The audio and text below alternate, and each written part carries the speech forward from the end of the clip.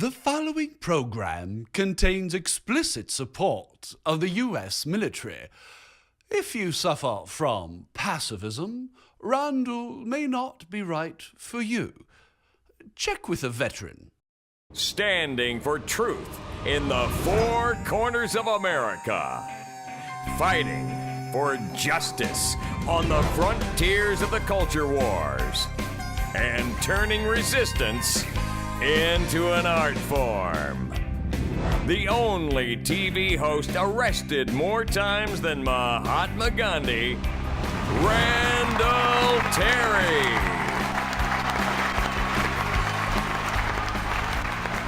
Welcome, ladies and gentlemen. It is I, your servant Randall. Not only am I not a terrorist, but oh baby, we're going to be talking about a dead one today. Leave it to President Obama to mess up the death of Osama bin Laden. Oh, we're going to talk about that. Today's program brought to you in part by the Muslim Brotherhood, Osama bin Laden's gateway to Islamic terrorism, and by the Navy SEALs, Osama bin Laden's gateway into hell. I'll be right back after a quick word from my friend, Joey the Hammer. Word in the street is that Obama whacked Osama. Well, I have to admit, I'm a little bit disappointed. We were hoping that destadura would be taken alive. We had a very impressive party waiting here for him. Osama, you have no idea what you missed. Burn in hell. Welcome, ladies and gentlemen, to the program. It is I, your servant Randall, rejoicing at today's top story. Let's go to it. Osama bin dead. Oh, that was in poor taste. Osama been sleeping with the fishes. Oh, that was also in poor taste. Osama been laden with bullets. The army guys would like that one. Osama been finding out how many virgins are in hell. I can't take any more, please, no more. All right. The Pope, rather, the Vatican said that we should not rejoice that Osama bin Laden is dead. That's a hard one. All right. How about just a whisker of happiness? Yes, the big news. Osama bin Laden is dead. He's gone on to his eternal reward. I, honest to goodness, was thinking, first of all, when I heard, I have to admit, I hope no one's offended, I had to admit, a genuine joy rose up in my heart. Genuine joy. Thank you, God. And there are many passages in the Psalms particularly that speak about rejoicing when judgment of this nature comes upon the wicked. For those of you who are tempted to feel sympathy for Mr. bin Laden, he was an arch enemy of Christianity, of freedom, of human rights, and he is now with his eternal reward. Let's talk about our president. You know, I have to admit, I heard that Osama was dead, and I thought, all right, President Obama's going to get a little bump from this. He's the president. He ordered the strike. He's the commander-in-chief. Give honor to whom honor is due. Or as we say in the street, give the devil his due. Boy, that fits just a little too comfortably. Anyway, and then I thought, no, he's going to screw this up. And he did. I watched his speech, and I thought, why do you have to be so tawdry, so Machiavellian, to not just let us rejoice as a nation? You have to politicize this right off the bat. Andrew, roll the tape. Let's see this one section where Obama basically tries to make this about the greatness that is he. And tonight, let us think back to the sense of unity that prevailed on 9/11. I know that it has at times frayed. Yet today's achievement is a testament to the greatness of our country and the determination of the American people. The cause of securing our country is not complete, but tonight we are once again reminded that America can do whatever we set our mind to. That is the story of our history. Whether it's the pursuit of prosperity for our people or the struggle for equality for all our citizens, our commitment to stand up for our values abroad, and our sacrifices to make the world a safer place. let us remember that we can do these things not just because of wealth or power, but because of who we are. One nation, under God, indivisible, with liberty and justice for all. Thank you. May God bless you. And may God bless the United States of America. I have to tell you, early on in his presentation, I was happy. And then it began to get maudlin. And then I want us all to remember the sense of unity that we had. We had unity against the common enemy, and there's a lot of water that's gone under the bridge in the last 10 years, Mr. President. Don't kid yourself. And when he said those words, all I could think of was The Prince by Machiavelli. The Prince by Machiavelli. If you've never read The Prince, you need to read it. Because in The Prince, Machiavelli teaches corrupt, ruthless, godless leaders that they must have the appearance of godliness, of uprightness, and of justice. That they have to embrace the symbols of a nation's religion and its most sacred objects of devotion. So there he is saying, let us remember it's because of the greatness that we are, with liberty and justice for all, indivisible, one nation under God. I wanted to empty the contents of my breakfast.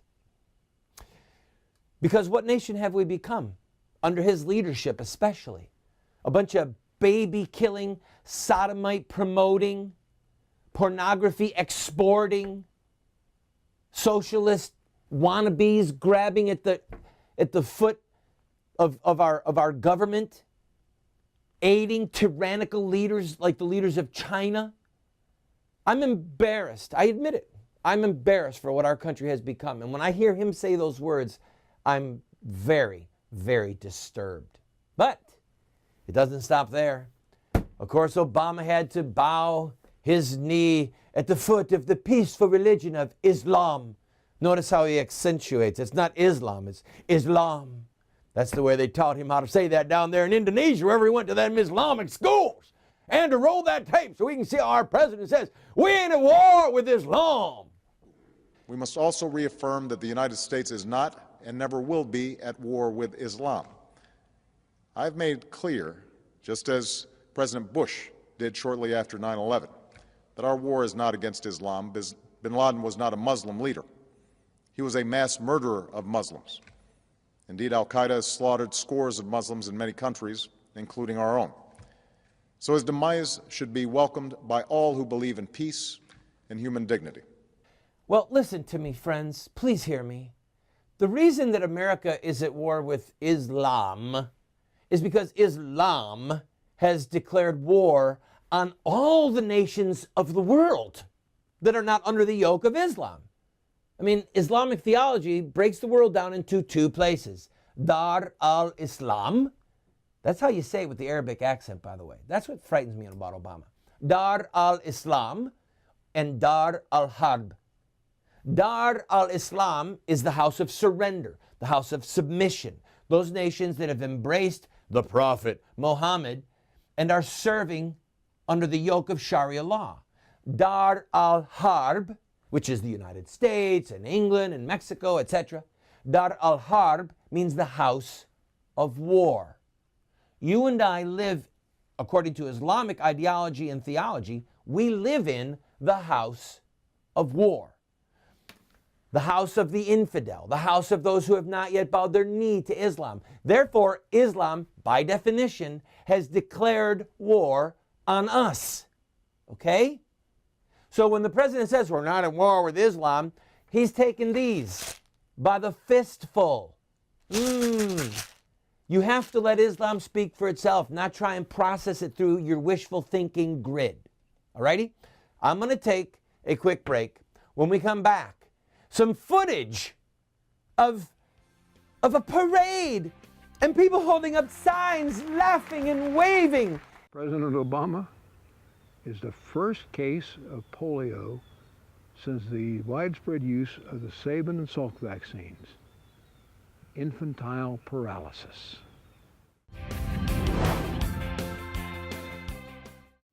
Moments with Moses. The Lord will make the rain of your land powder and dust, From heaven it shall come down upon you until you are destroyed.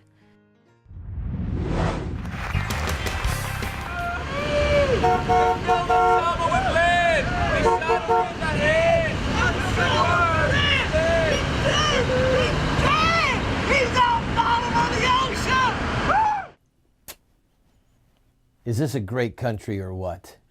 All right, all kidding aside, let me talk to you directly for a minute. There are people who say, and who will continue to say, that Islam and Osama bin Laden have nothing in common. Historically, if you look at the dawn of the Islamic age to present, I would contend that Osama bin Laden more accurately represents the early Islamic years than most Muslim political leaders in the world. Because Osama bin Laden actually took the words of Muhammad seriously. He took the examples of the early caliphs seriously. So I encourage you to get the book, Osama's Messages to the World. All right? Find it. You can get it in a library. Osama's Messages to the World. Read it. See how filled those messages were and still are with passages from the Quran and passages of the Hadith, the record of Muhammad's words that are not in the Quran. Osama self-consciously set about to imitate, to emulate Muhammad. And he constantly quoted Muhammad as a justification of bringing the house of war, the sword. Okay? Islam would have died in its cradle, friends, if it was not for the use of force to extend people's submission, people's Islam. That's what Islam means. Submission, surrender. So we need to rejoice with moderation, and here's why. There will be reprisals. In very short order, you will see people who either commit acts of suicide bombing, which is really murder, or you will see attacks that are somewhat well planned out, but haphazardly and speedily planned out. In my opinion, for certain, they will be in foreign countries and possibly here in America. Most likely would be somewhere near or in our nation's capital. These Islamic devotees, these serious Muslims, the ones who take their faith and their heroes and their prophet Muhammad seriously, they will act. Because Osama bin Laden, more than anyone else in the last 25 years, has brought the West face to face with the demands of historic Islam. Not since Yasser Arafat of the PLO has there been anyone with this much impact and this much prestige in both overtly and privately in the Muslim world. So, I'm going to take a quick break. All kidding aside, we thank those Navy SEALs, all of the military personnel, all the support personnel, all of the intelligence that made that possible. And we thank God that this mass murderer, this vile enemy of human life, an enemy of God, that he has been brought to justice. It would have been good to capture him alive and see what information they could extract from him, but he's dead. One other thing. You probably won't see footage. The government has been deciding what they're going to do with the footage of his body, of his dead body. I guarantee you that the government took pictures of his body being thrown overboard with his burial at sea. But they're not going to release them because they don't want to make him a martyr, a rock star, a superstar. They don't want his death and his martyrdom, according to devout Muslims, to be a source of inspiration for more acts of terror. There are already Islamic groups that are vowing revenge for Osama bin Laden's death. And friend, unless you're the President of the United States, most people simply cannot be protected from these devout Muslims who seek to wreak death in the name of Allah. Christ have mercy on us. I'll be right back. What are you guys here lobbying for? Trying to get some veterans' problems straightened out. Good for you. Thank you for your service to the country. Thank you. God bless you. Long life to you.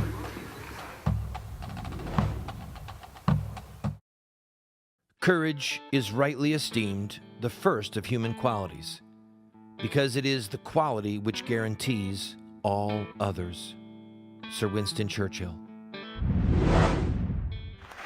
Welcome back to the program, friend.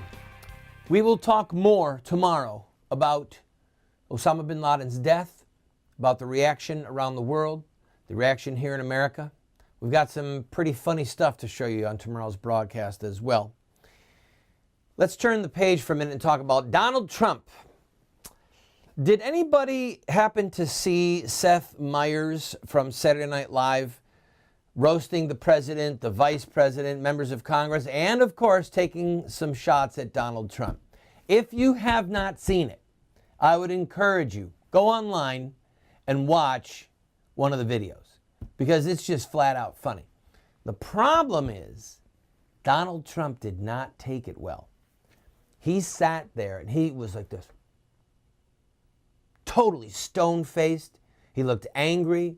And then the next morning on Fox and Friends, he was whining, saying, I wondered if was there anybody else they were going to make jokes about. I mean, I knew when I got into this it'd be kind of tough, but this was just too much, joke after joke after joke. Listen, Mr. Trump blew it. He blew it. He had a chance to laugh at himself. Presidents and vice presidents get roasted at this event every year.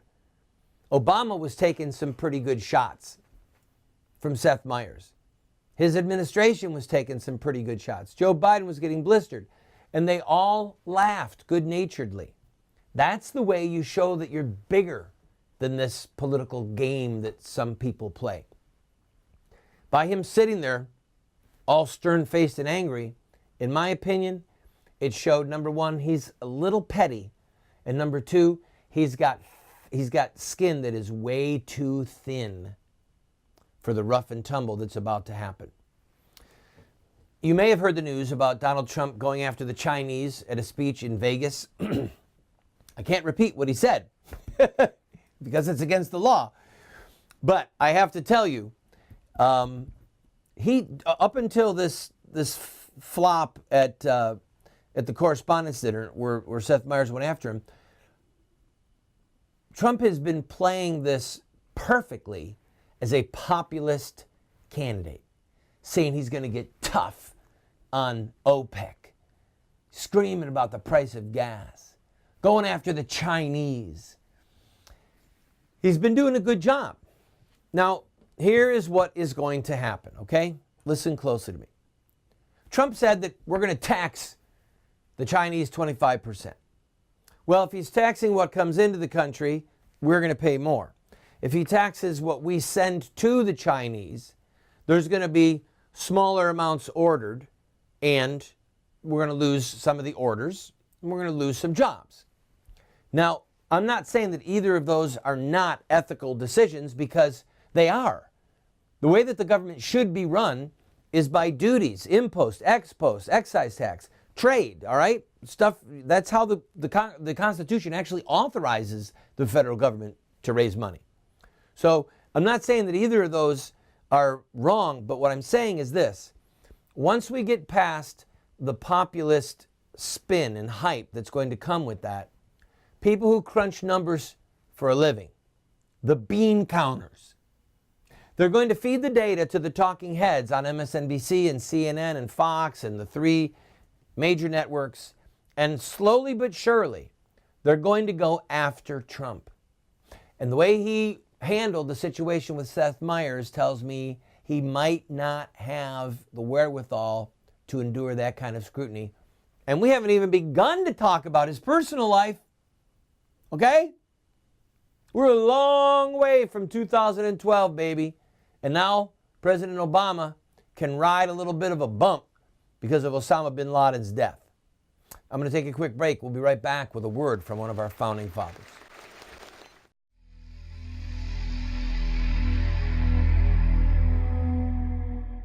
He will execute judgment among the nations, filling them with corpses. He will shatter chiefs over the wide earth.